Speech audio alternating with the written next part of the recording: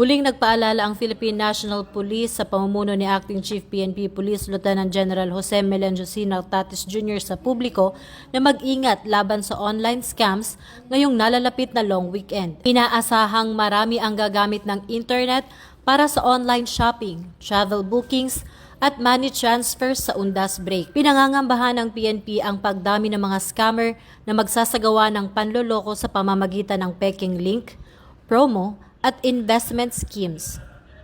Hinihikayat ni Police Lieutenant General Nartates ang lahat na maging mapanuri. Tinitiyak din ng PNP na patuloy ang pagbabantay ng kanilang anti-cybercrime group at mga regional cyber units para agarang makaresponde sa anumang reklamo. Upang maiwasan ang panluloko, nagbigay ng mahalagang paalala ang PNP.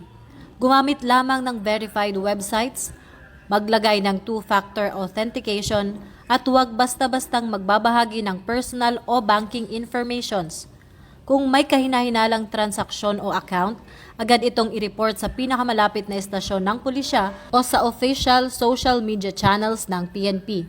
Nilinaw ni Police Lieutenant General Nartates ang panawagan ng Pangulo na hindi lang sa kalsada dapat ligtas ang publiko, kundi pati na rin sa cyberspace. Kung mayroon tayong emergency, maaaring tumawag sa Unified 911 para sa agarang tugon.